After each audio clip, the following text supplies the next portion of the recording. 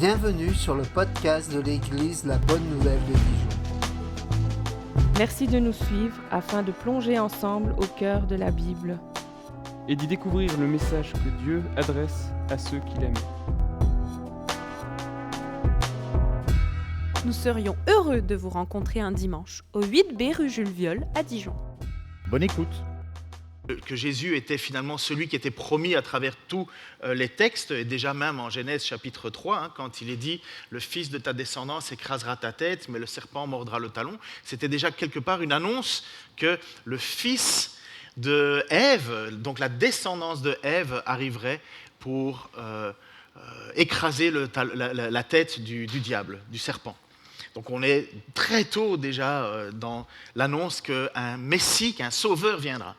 Donc il y avait alors les chrétiens qui étaient d'origine juive, qui avaient cru dans le message, et eux, ces chrétiens-là, depuis toujours, depuis qu'ils sont petits, ils ont des règles alimentaires, ils ont des règles cultuelles, les hommes doivent se faire circoncire, ils doivent obéir à toute la loi, et ils l'ont toujours fait. Enfin, ils n'y sont jamais arrivés, parce que c'est impossible d'obéir à toute la loi. Qui a lu Deutéronome récemment dans les lectures bibliques, ou qui a passé un peu son regard dans le livre de Deutéronome ?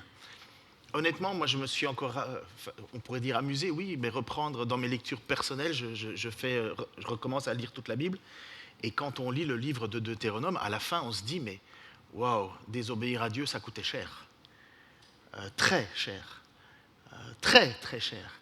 Et c'est là où en fait, nous chrétiens, nous pouvons dire, merci Seigneur, tu as payé le prix. Mais n'oubliez jamais que l'apôtre Paul va dire que être sous la loi est une malédiction quelque part. La loi est parfaite, mais nous sommes imparfaits, et puisque nous vivions sous cette loi, en tant qu'être imparfait, nous ne pouvions pas l'accomplir. Et donc la loi nous condamnait, et nous condamnera toujours.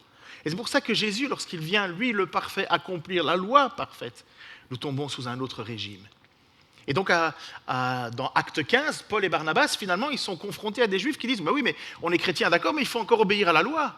Il faudrait que les non-juifs se fassent circoncire. » Et là, ils disent non, ça c'est fini. Et Pierre va dire, nous étions incapables de nous soumettre à la loi. Pourquoi est-ce qu'on voudrait soumettre les autres à la loi alors qu'on est libéré de cela ? Non pas que la loi n'existe plus, la loi est accomplie. La loi est accomplie, Dieu est satisfait. La loi est accomplie et c'est parce qu'il y a Jésus-Christ qui accomplit la loi que nous sommes en Jésus-Christ que nous pouvons maintenant nous tenir droit devant Dieu. Et nous ne sommes plus amenés à vivre tous ces rituels. Mais dans cette discussion du chapitre 15, versets 1 à 35, il y a quand même une recommandation qui est donnée. La recommandation, c'est de s'abstenir des viandes consacrées aux idoles, c'est s'abstenir du sang, c'est s'abstenir de la viande d'animaux étouffés et surtout les unions illégitimes. Alors pour les unions illégitimes, on vient de le relire, merci pour Galates, qui dit que justement, lorsque l'Esprit est en nous, on ne fait plus ce qui est condamné aux yeux de Dieu. Mais en même temps, nous avons vu, et je termine vite ce petit résumé, nous avons vu aussi que ce sont des règles qui ont été données pour la cohabitation entre des Juifs qui ont en toute leur vie entendu qu'il y avait des règles alimentaires, des règles sociales, des règles... Et maintenant, les chrétiens non-juifs qui, eux, n'ont jamais entendu ces règles, mais ne sont pas soumis à ces règles. Et là, les apôtres, les anciens et l'Église de Jérusalem disent « Il faut que vous ayez au moins cela ». Dans les Juifs, pour ceux qui ont relu l'histoire du peuple juif, vous voyez bien qu'ils n'ont pas le droit de boire et de manger le sang. Pourquoi est-ce qu'on va mettre un chrétien qui est né de nouveau, mais qui n'a jamais connu ces cultures-là, avec un juif qui lui aussi est né de nouveau maintenant en Jésus-Christ, mais lui, toute sa vie, on n'a jamais pris le sang. Il dit « Abstenez-vous de le faire ». Abstenez-vous, ne faites pas de cette liberté finalement un prétexte pour faire n'importe quoi. Ne soyez pas des scandales les uns pour les autres. Même chose pour la viande étouffée. Même chose pour la viande aux idoles. L'apôtre Paul en Corinthiens va nous dire, mais il n'y en a pas d'idoles, ça n'existe pas. Et si vous lisez l'Écriture, vous voyez bien que les idoles, ce sont des bouts de bois, ce sont des trucs travaillés par la main des hommes. On leur parle, mais ils ne répondent pas. Il n'y a pas de Dieu là-dedans, il n'y a rien, c'est du vide. Mais pour un juif, surtout pas manger une viande consacrée aux idoles. C'est un blasphème absolu. tout le problème du peuple juif, c'était l'idolâtrie. Tout le temps, ils se réfugiaient vers les autres dieux, abandonnaient l'Éternel pour se tourner vers les dieux des Amoréens, des Alamélécites, des dieux Baal, de n'importe quoi. Et à chaque fois, et là, la colère de Dieu tombait sur eux. Donc, vous voyez, c'était des règles de cohabitation. Donc on se dit, après tout ça, après que Paul et Barnabas aient vécu ces moments où finalement ils ont défendu l'Évangile dans sa pureté, et merci Seigneur qu'ils l'ont fait, on se dit que ce sont quand même deux super amis. Et pourtant, il va y avoir un sacré désaccord. Je trouve, c'est le titre d'un livre aussi, on va en parler tout de suite. Mais un sacré désaccord. Qu'est-ce qu'il y a de plus agréable que l'amitié vertueuse? Alors, quand j'étais à vélo, là, dans mon voyage, vous connaissez, j'ai écouté Aristote, et qui parlait de l'amitié à Télémaque. Donc, pour ceux qui aiment un peu la philosophie, c'est des textes qui datent de 300 avant Jésus-Christ, et c'est Aristote qui réfléchit sur le sens de l'amitié, l'importance de l'amitié. Et il va dire qu'il existe 3 styles d'amitié. L'amitié vertueuse, la meilleure amitié qu'il puisse y avoir. Et puis il y a l'amitié utile. L'amitié utile, c'est un petit peu comme le copain garagiste. C'est utile d'avoir un ami garagiste, mais le jour où tu n'as plus de bagnole, tu n'as plus trop besoin de ton ami. Il appelle ça l'amitié utile. Et puis, il y a l'amitié plaisante. L'amitié plaisante, c'est comme des copains d'un club de foot, ou des copains de clubs de sport, de pétanque, de ci, de là. On savoure des bons moments ensemble, mais ça reste éphémère. On peut dire 20 ans plus tard, « Ah, j'avais un copain, on jouait à la pétanque, mais bon, voilà, il a disparu de votre vie, vous avez disparu de la sienne, il n'y avait pas de méchanceté, mais c'était une amitié plaisante. » Par contre, l'amitié vertueuse, elle est bien plus profonde. L'amitié vertueuse, c'est l'amitié parfaite, c'est le sommet de la vie morale. Elle exige la réciprocité, donc on se parle l'un l'autre. Ça exige de l'égalité, on ne se sent pas supérieur l'un à l'autre, du temps, consacrer du temps dans l'amitié. Et pour Aristote, l'homme heureux a viscéralement besoin d'amis. Non pas, écoutez ceci, c'est important, non pas pour combler un manque, mais pour partager une vie heureuse et s'élever moralement et s'exercer et exercer sa vertu ensemble. Est-ce que vous pensez que Paul et Barnabas avaient atteint ce niveau d'amitié? Un niveau d'amitié où justement ils partageaient ensemble leur vie. Ils ont vécu des moments de joie, lorsqu'ils ont vu des gens se convertir, lorsqu'ils ont vu des miracles, des gens se relever et ainsi de suite. Ils ont aussi passé du temps ensemble, pas mal même. Et puis on pense qu'ils ont travaillé ensemble 5 à 6 ans. Et puis on pense aussi, vous pouvez imaginer aussi qu'ils exerçaient leur vertu ensemble. Il est dit de Barnabas que c'était un homme d'encouragement, rempli du Saint-Esprit. Et pour l'apôtre Paul, vous savez que c'était un homme aussi rempli du Saint-Esprit, de rigueur. Et donc ces deux personnes ont travaillé ensemble et ils vivaient ce qu'on appelle l'amitié vertueuse. Jésus va encore plus loin au sujet de l'amitié qu'Aristote. Et heureusement, et forcément, c'est le Fils de Dieu. Et ça nous donne aussi, nous, vis-à-vis de nous, une question profonde de c'est quoi l'amitié? Jésus ne nous appelle pas ses serviteurs, même si nous sommes serviteurs de Jésus. Il nous appelle ses amis. Mais vous comprenez que c'est important de comprendre c'est quoi la vertu absolue de l'amitié. Si on ne comprend pas, j'imagine que peut-être beaucoup d'entre vous ont des amis, mais il y en a certains, ils n'en ont pas.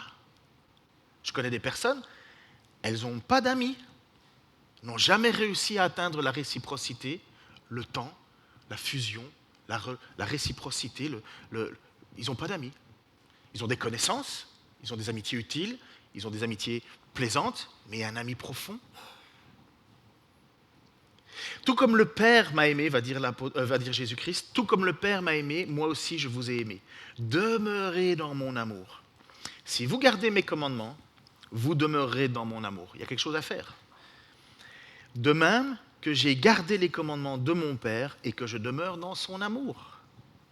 Je vous dis cela afin que ma joie demeure en vous et que votre joie soit complète. Donc Jésus nous donne déjà quelque part un sujet pour comprendre c'est quoi être heureux, la joie dans la vie chrétienne, c'est de demeurer dans ses commandements. Et voici mon commandement, Aimez-vous les uns les autres comme je vous ai aimés. Il n'y a pas de plus grand amour que de donner sa vie pour ses amis. Vous êtes mes amis si vous faites ce que je vous commande. Je ne vous appelle plus serviteur parce que le serviteur ne sait pas ce que fait son Seigneur, mais je vous ai appelé ami parce que je vous ai fait connaître tout ce que j'ai appris de mon Père. C'est beau quand même. Il n'y a pas de plus grand amour que de donner sa vie pour ses amis. Jésus ne dit pas, alors voilà, ça c'est une belle phrase, c'est une belle maxime. Et non, il va plus loin et il dit, vous êtes mes amis. Si Jésus-Christ est ton Seigneur, ton Sauveur, vous imaginez ce que vous êtes en train d'entendre, ce que vous êtes en train de réaliser? Dieu a décidé que vous seriez son ami. C'est pas nous qui disons à Dieu, Dieu est mon ami. Non, Dieu est notre Dieu. Dieu n'est pas mon pote, Dieu n'est pas mon copain, Dieu n'est pas mon chum, pour ceux qui parlent québécois, Dieu n'est pas mon... Non, Dieu est mon Dieu, devant qui je plie le genou.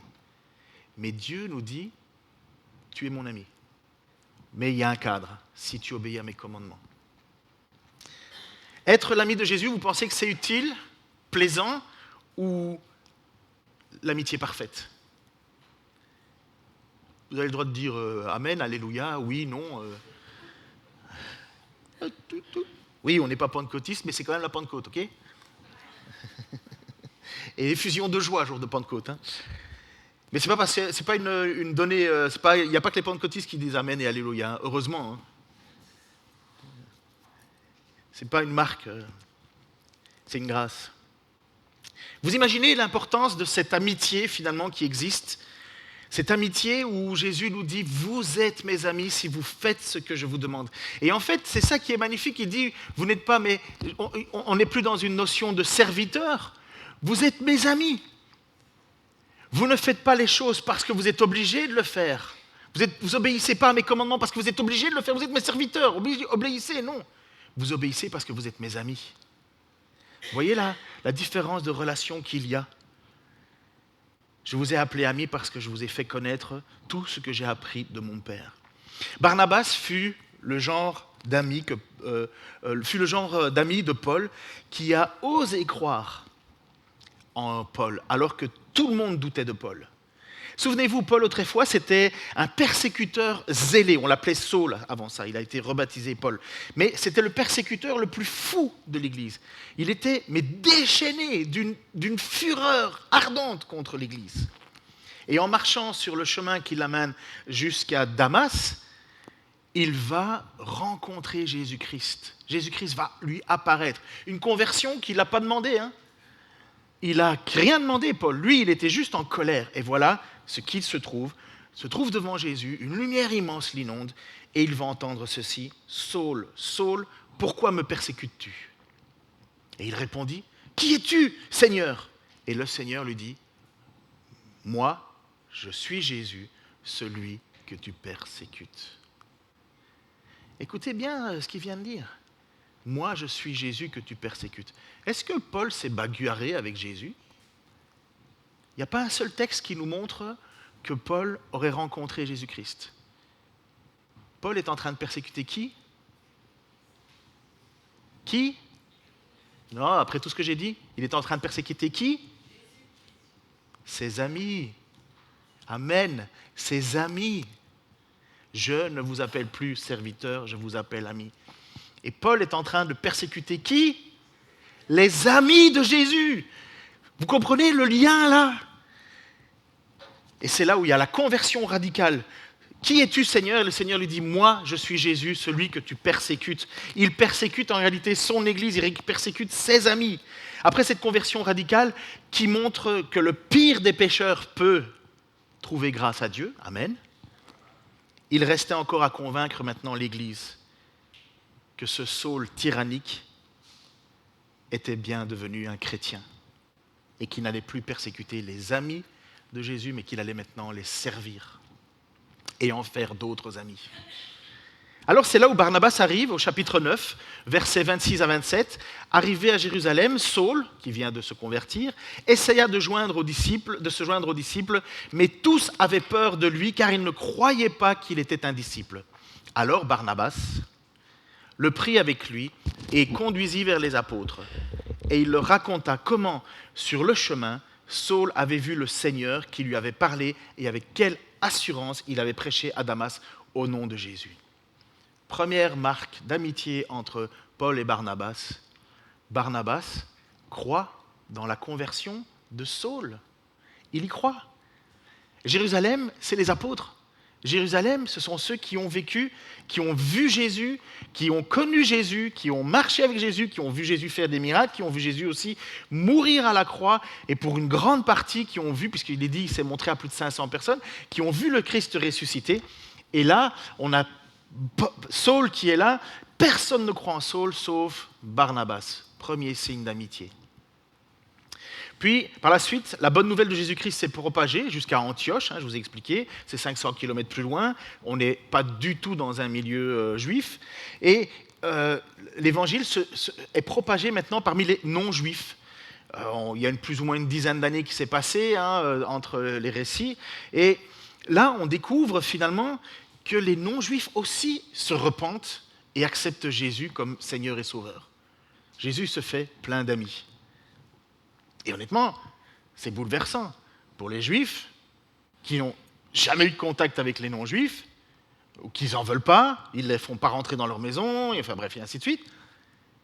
Hey, qu'est-ce qui se passe là? Et justement, le Messie a décidé de sauver les non-Juifs. Et là encore, il faut qu'il y ait l'amitié entre Barnabas et Saul, qui va devenir Paul, parce qu'on va devoir s'occuper maintenant de ces églises. Il va falloir s'occuper de ces chrétiens. Et Saul, ce n'est pas un gars qui ne connaît pas la religion, il la connaît très bien, profondément. Sauf que Dieu lui a enlevé le voile maintenant, et lui, maintenant, Paul, est capable de comprendre tous les textes où on parlait du Messie. Paul a aussi eu une révélation particulière, il a vu des choses que les hommes ne peuvent pas voir, et c'est pour ça qu'il est devenu un serviteur absolu, un homme qui dit « malheur à moi si je n'évangélise pas ». Paul, il est exceptionnel dans l'histoire. Il n'est pas parfait, et on va le voir. La nouvelle parvint aux oreilles des membres de l'église de Jérusalem, donc il y avait des conversions à Antioche, et ils envoyèrent Barnabas jusqu'à Antioche. À son arrivée, lorsqu'il vit la grâce de Dieu, il en éprouva de la joie. Il les encourageait tous à rester attachés au Seigneur d'un cœur ferme, car c'était un homme de bien. On parle bien de Barnabas, écoutez bien. C'est un homme de bien, plein de l'Esprit Saint et de foi. Bref, on a envie d'avoir un copain comme ça, non?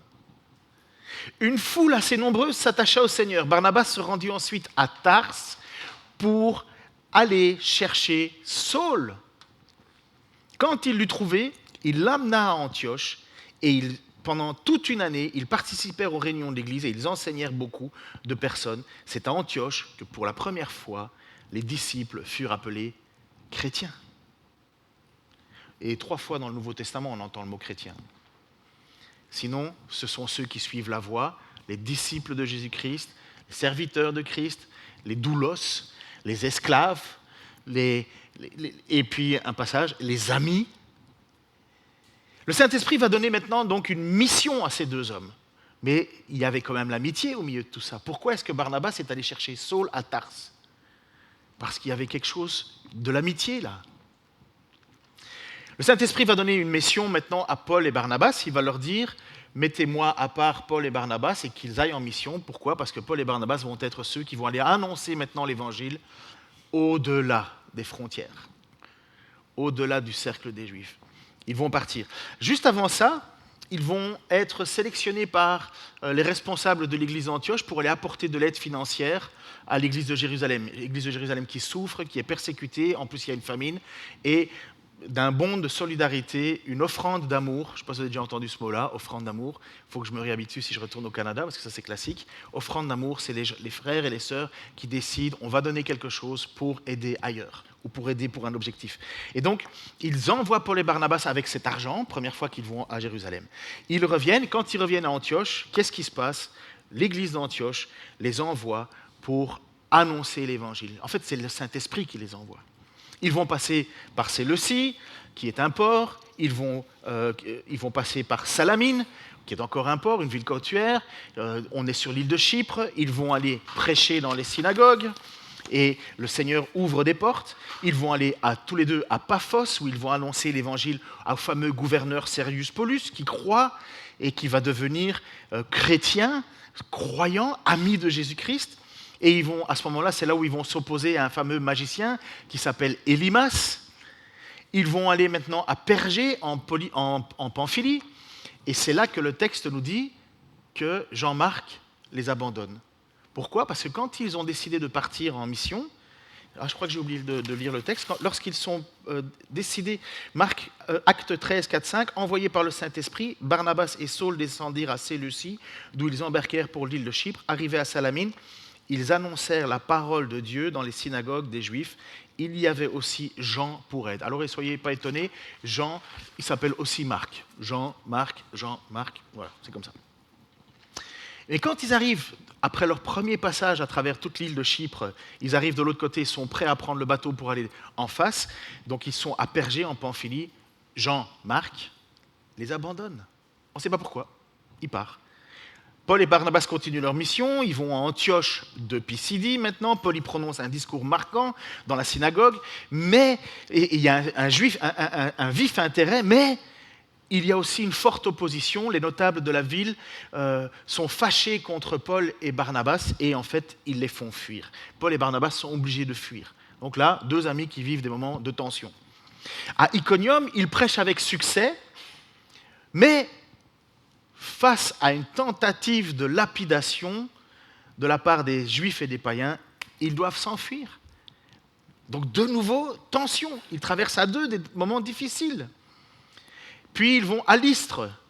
À Lystre, Paul va y guérir à un homme qui est infirme de ses jambes. Vous savez, il a les pieds beaux, les pieds de travers. Et le texte nous dit, il vit qu'il avait la foi pour être sauvé. Paul dit, lève-toi.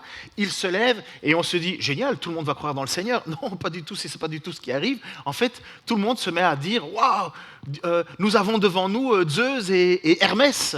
Waouh, nos dieux sont intervenus et ils vont se mettre à vouloir sacrifier un veau en l'honneur de leur dieu. Et l'apôtre Paul dit, wow, arrêtez de faire ça, stop.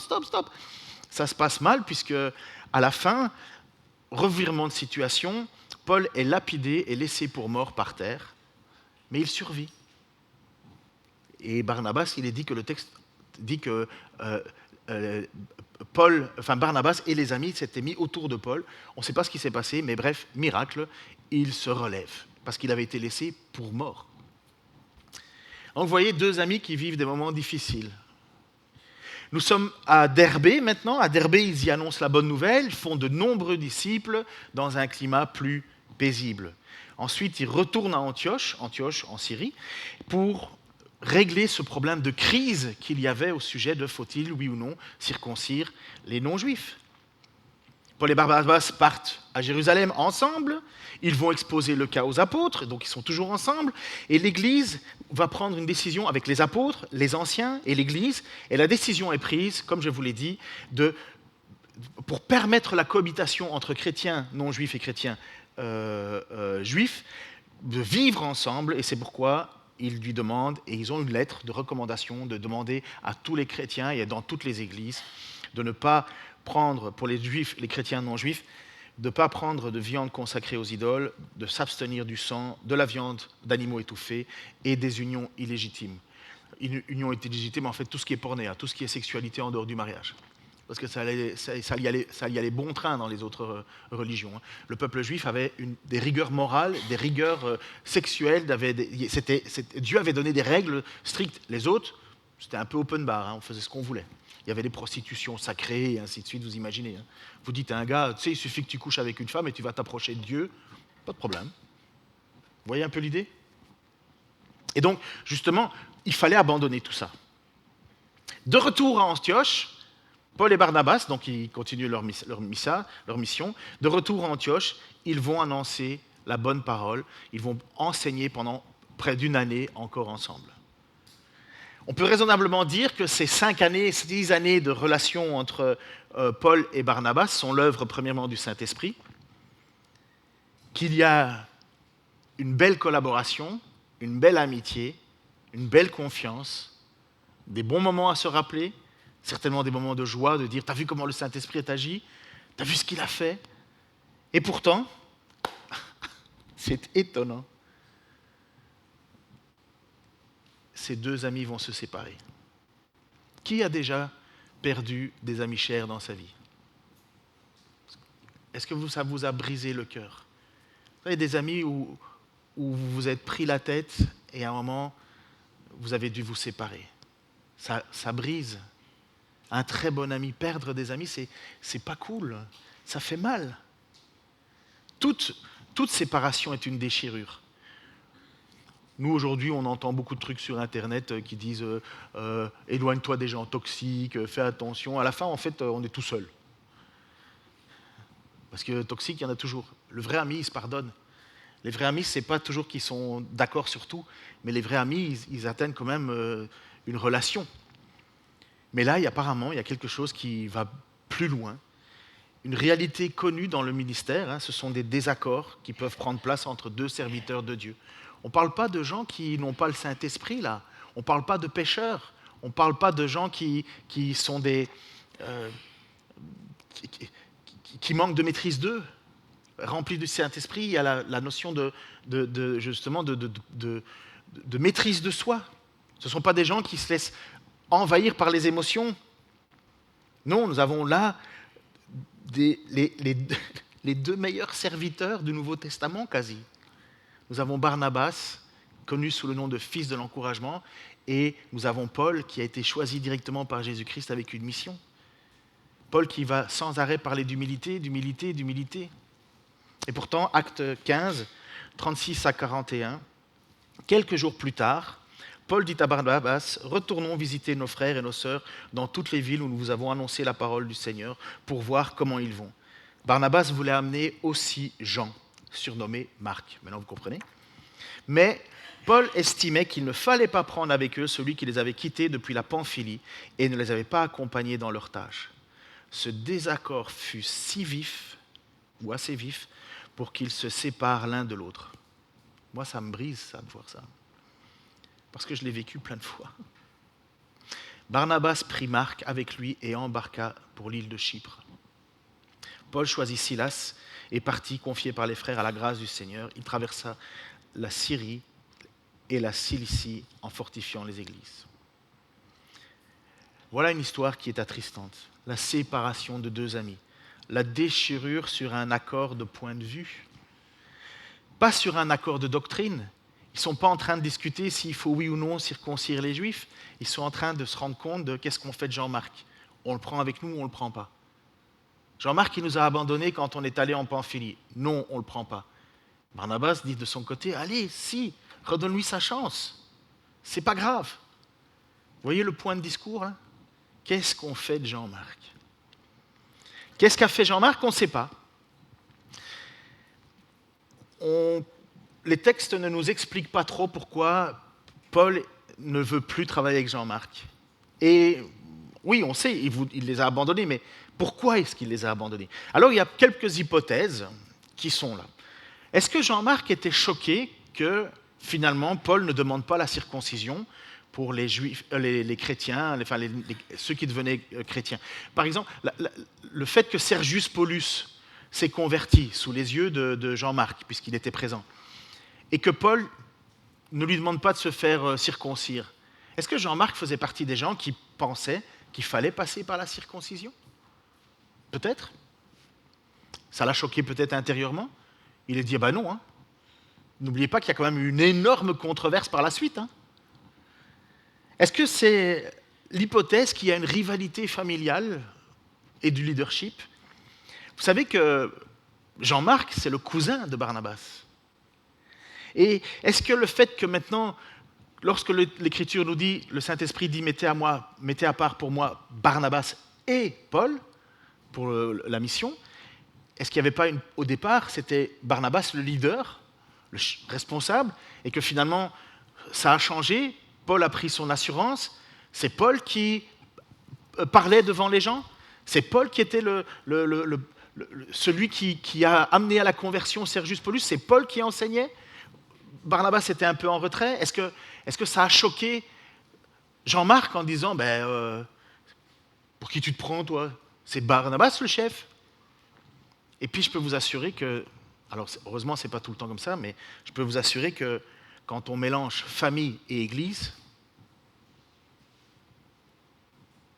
c'est quelque chose à laquelle je veille, hein, parce que je sais qu'on s'implique, que ma fille est impliquée, mon beau-fils s'implique, que les gens s'impliquent, mais j'ai tellement vu des églises où finalement la relation familiale était plus importante que la relation avec Jésus-Christ, que finalement on excuse à l'un ce qu'on n'excuse pas à l'autre. Et on détruit les églises comme ça. Est-ce que Barnabas se retrouvait dans cette situation-là est-ce que Jean-Marc disait, finalement, je suis quand même le cousin de Barnabas, hein. C'est Barnabas qui devrait être le chef. Malheureusement, ces choses existent. L'hypothèse de la peur. Simplement, est-ce que Jean-Marc a eu peur? Parce que quand il se trouve à Pergé, l'équipe s'apprête à quitter la côte pour s'enfoncer à l'intérieur des terres, pour aller vers Antioche de Pisidie. Cela implique traverser le mont Taurus. Donc, qui a regardé Le Seigneur des Anneaux à l'époque?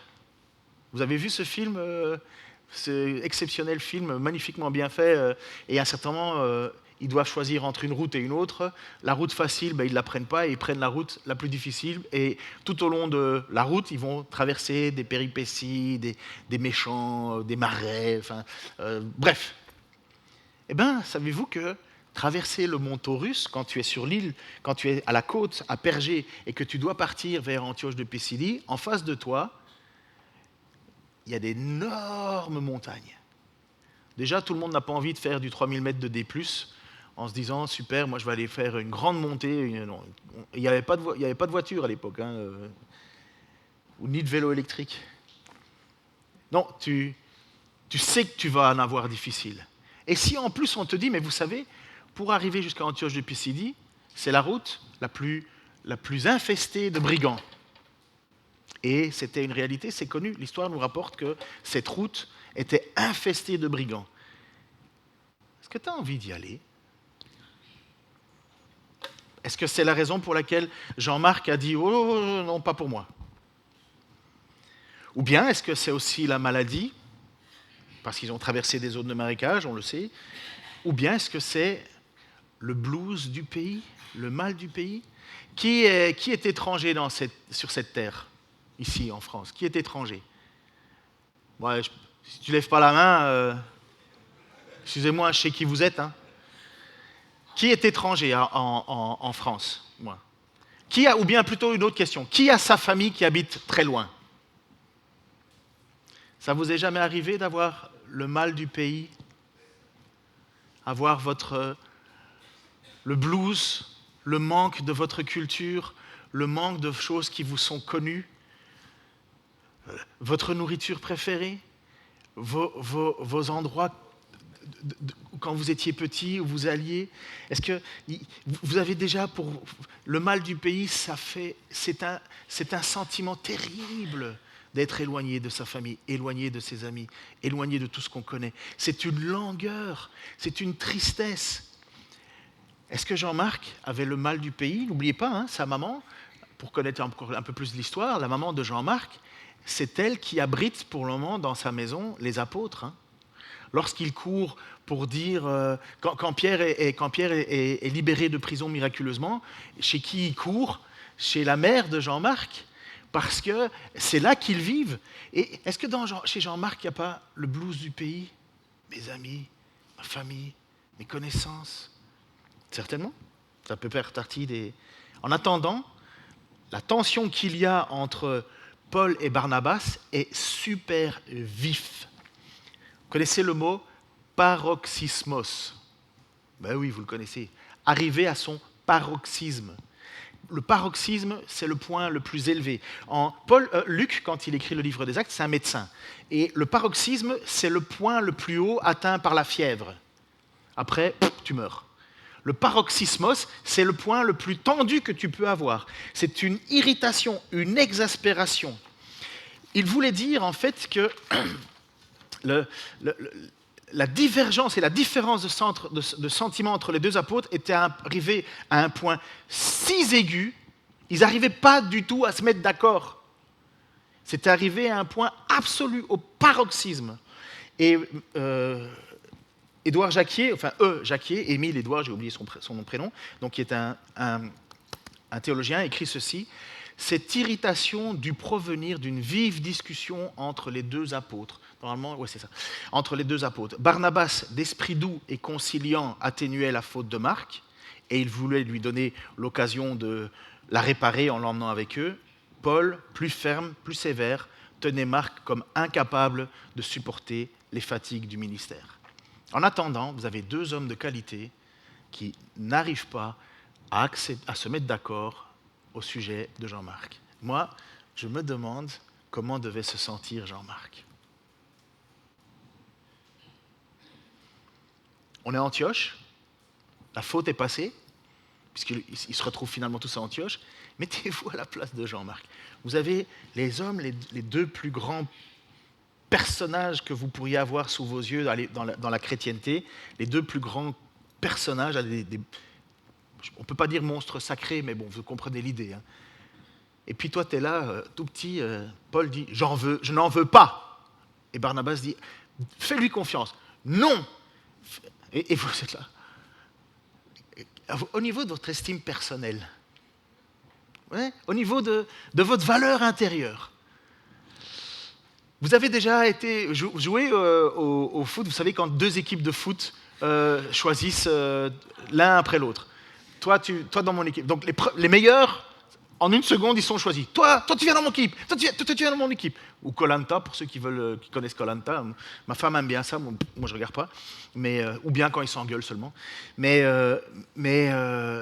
quand vous êtes le dernier et que les deux équipes ne vous veulent pas, bah, vous dites pourquoi je ne fais pas de la pétanque, moi, finalement. Parce que tu es aussi mauvais à la pétanque. C'est tout. Donc vous imaginez, Barnabas, le texte nous dit que Barnabas va prendre avec lui Jean-Marc, Marc. Mais pourquoi? Mais parce que Barnabas, d'où il vient, lui? Il vient de l'île de Chypre, il retourne dans son île natale. Le texte ne parlera plus jamais de Barnabas, on n'entendra plus parler de Barnabas.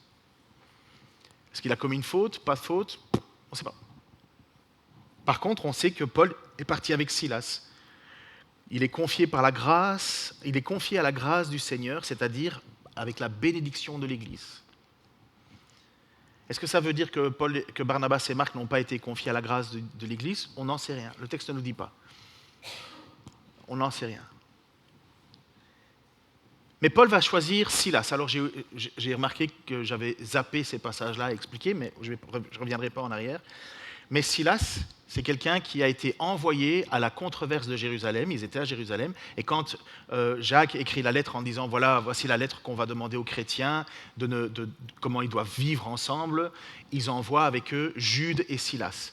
Jude et Silas vont aller avec Antioche pour dire « oui, c'est bien la lettre des apôtres, c'est bien ce que les apôtres, l'église de Jérusalem a décidé, donc c'est bien ça comme ça qu'il faut vivre dans l'église, en évitant les viandes consacrées aux idoles, le sang, les viandes étouffées et l'impudicité. » Et donc, vous avez Silas qui est quelque part le porte-parole. Et en même temps, le texte nous dit que Silas, c'est aussi un homme qui est un dirigeant parmi les frères de l'église de Jérusalem, mais en même temps, le texte nous dit qu'il est un prophète. Alors, je reviendrai un jour sur c'est quoi un prophète, c'est jamais évident à discerner. C'est le personnage le plus compliqué à définir, c'est quoi un prophète. Honnêtement, c'est presque comme si, à chaque fois qu'on parlait d'un prophète dans l'Écriture, il y a des nouvelles données qui donnent, et ces données-là ne correspondent pas à celles-là, et ainsi de suite, et ainsi de suite. Bref, c'est un peu un mot, entre guillemets, fourre-tout.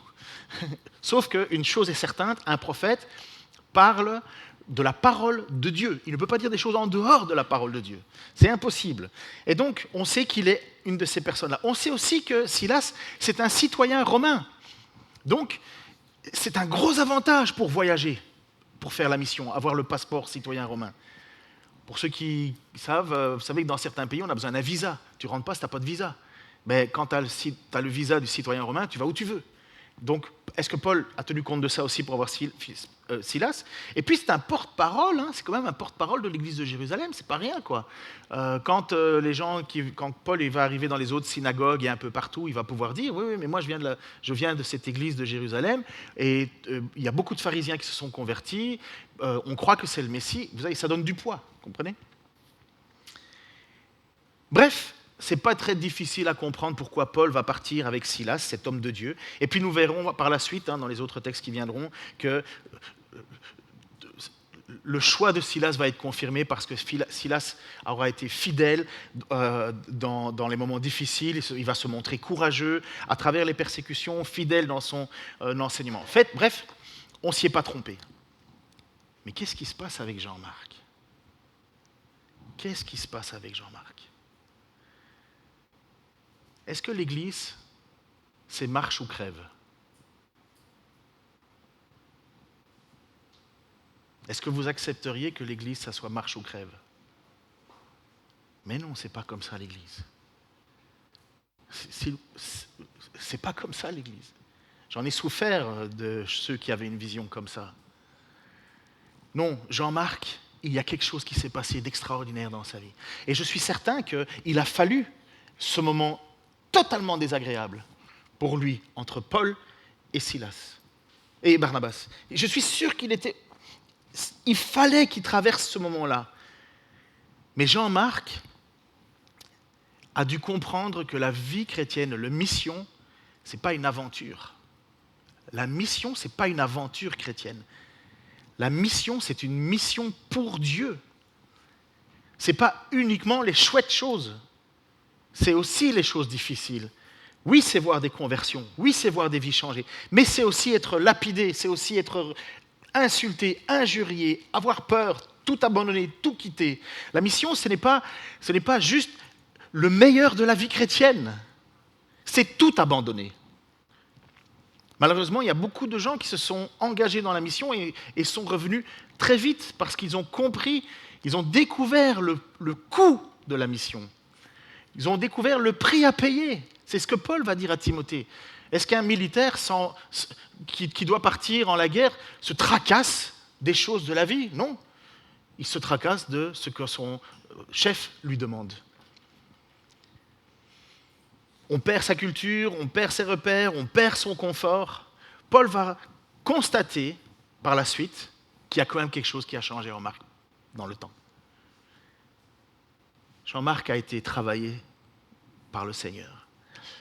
Puisque Paul va nous dire dans 2 passages que Jean-Marc lui est très utile et qu'il est très encourageant. Dans Colossiens 4,10, écoutez ceci, Colossiens 4,10, « Aristarque, mon compagnon de détention, vous salue, ainsi que le cousin de Barnabas, au sujet duquel vous avez reçu cette instruction. S'il vient chez vous, faites-lui bon accueil. » Vous voyez bien qu'il y a quelque chose qui a changé là. Il y a quelque chose qui a changé. Et puis l'apôtre Paul va continuer dans sa dernière lettre, sa lettre quelques mois avant de mourir, sa dernière lettre qu'il écrit à Timothée, « Tâche de me rejoindre au plus vite, car Démas m'a abandonné par amour pour le monde présent, il est parti pour Thessalonique. Tandis que Crescène est allé en Galatie et Tite en Dalmatie. Luc seul est avec moi. » Luc qui écrit le livre des Actes. « Prends Marc et amène-le avec toi, car il m'est utile pour le ministère. » Marc revit. Marc est là. Marc a traversé des moments difficiles où certainement il s'est remis profondément en question devant Dieu. Certainement il a réfléchi au coût de la mission. Vous savez qui est devenu Marc ? Celui qui a écrit l'évangile de Marc. Pierre va l'appeler comme son fils. C'est le secrétaire de Marc parce que l'évangile de Marc, c'est le récit de Pierre. C'est l'évangile de Pierre écrit par Marc. Comprenez que c'est un homme devenu très utile. Il a fréquenté Pierre, l'apôtre Pierre qui a vécu toutes des choses incroyables avec le Christ. Marc est au bénéfice de tout ça. Alors vous comprenez que quand Paul dit « prends-le avec toi, il m'est utile dans le ministère », quand Paul devait poser des questions au sujet « et comment ça s'est passé à ce moment-là ?» Marc, qui a entendu tout le discours de Pierre, pouvait dire « ah il avait fait ça, Jésus a dit ça, Jésus a fait ça ». C'était comme une petite bibliothèque sur pattes. J'ai quasi fini. D'ailleurs, les musiciens peuvent s'approcher, on perdra moins de temps. Dans son livre, James Eli Hutchinson, qui est directeur de l'Institut biblique et auteur de l'excellent livre Sacrés désaccords. Une méthode pour trier mes convictions quand d'autres chrétiens ne croient pas comme moi. Très très bien comme livre, je vous encourage. Il va dire ceci au sujet de ce désaccord qu'il y a eu entre Paul et Barnabas au sujet de Jean-Marc. Le constat de la réalité, même deux géants de la foi, profondément unis sur les essentiels de l'Évangile, peuvent avoir un désaccord pastoral et relationnel majeur. Deux solides bonhommes peuvent avoir un désaccord.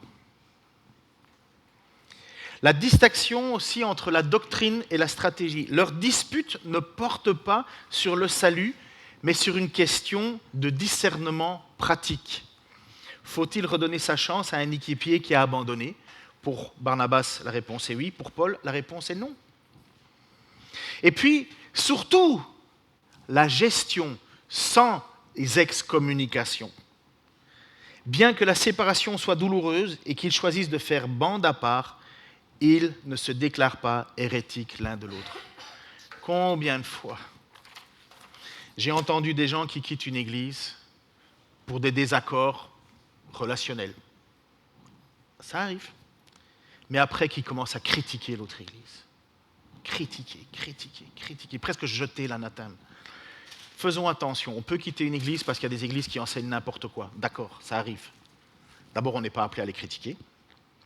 On n'est pas appelé à vomir dessus. On est appelé à bénir même nos ennemis. Dans ces églises qu'on quitte, il y a des frères et des sœurs authentiques. Et qui tu es pour juger? Qui es-tu pour juger? Ne vois-tu pas la poutre dans ton œil? Et comme elle est difficile à enlever, cette poutre, pour enlever après la sciure, pour voir clair. Il faut faire attention. Paul et Barnabas se sont séparés, mais ils ne se sont pas maudits. Et puis, au final, j'ai l'impression que Paul et Barnabas, finalement, avaient tous les deux raison. Paul et Barnabas avaient tous les deux raison. Sauf que Barnabas a discerné, entre guillemets, la valeur de Jean-Marc, et Paul a dit, c'est trop tôt. C'est trop tôt. Si tu veux servir, il faut prendre patience. À titre personnel, je me souviens que j'ai eu des discussions. Alors la première fois que j'étais tout jeune converti, et on m'avait invité pour, entre guillemets, je faisais l'Institut biblique, et j'étais là autour d'une table parce qu'ils cherchaient un pasteur dans une église. Et j'étais moins raisonnable qu'aujourd'hui. Et à la fin de la réunion, il y a un des pasteurs qui me dit Ken, t'es un peu comme une pomme pas mûre. Il dit, quand on pique dedans, c'est sûr. Il faut que tu mûrisses. Je n'avais pas aimé celle-là. Mais il avait raison. Et puis j'ai eu un autre, un gars dans une église où il m'a dit, je ne crois pas en toi. J'ai l'impression que tu fais ça pour le show. 30 ans, 25 ans, je ne sais même plus combien de temps. Je suis toujours là. Mais ils avaient raison. J'étais pas prêt. Ambroise de Milan, et je termine avec cela. Ambroise de Milan, 340-387 après Jésus-Christ, qui fut le mentor d'Augustin d'Hippone, le fameux saint Augustin, qui a écrit des choses extraordinaires. Il connaissait le poids de la responsabilité et de la patience face à l'appel de Dieu. Seigneur, c'est sa prière, tu sais combien je suis pauvre et indigne de ton service. Viens au-devant de mes faiblesses. Donne-moi cette patience qui écoute, ce silence qui médite et cette obéissance qui attend ton heure. Ne me laisse pas courir avant que tu ne m'envoies, mais prépare mon cœur à être un instrument docile entre tes mains. Que ta volonté se fasse en moi et non la mienne. Seigneur, merci pour ta parole. Merci Seigneur parce que tu nous permets de voir qu'on peut, c'est vrai, avoir des désaccords avec des frères que l'on aime, des désaccords vifs. Mais donne-nous la sagesse de ne pas en rajouter, de ne pas médire, de ne pas vouloir, Seigneur, écraser l'autre pour me soulever et me donner du raison. Et pour tous ceux qui veulent servir, Seigneur, c'est toi qui mets dans le cœur ce désir et ce vouloir d'être à ton service. Mais apprends-nous à être formés comme il le faut, formés par toi, formés par ce que tu nous donneras d'être. Je te remercie, Seigneur, pour les fois où j'ai été tellement blessé qu'on ne voit pas la passion que j'avais pour toi et le désir que j'avais pour toi. Et je te remercie, Seigneur, qu'ils ont vu que je n'étais pas prêt. Tu m'as fermé des portes, Seigneur, et c'est pas que tu voulais pas que je te serve, Seigneur, mais tu savais que ce n'était pas le bon moment. Je te remercie pour la sagesse de mes frères à ce moment-là qui m'ont blessé pour ta grâce, qui m'ont blessé pour ta gloire. Parce que cette blessure, elle était nécessaire, elle m'a fait réfléchir, elle m'a fait plier le genou devant toi, elle m'a fait comprendre, Seigneur, que ce n'était pas ma volonté qui comptait, mais la tienne.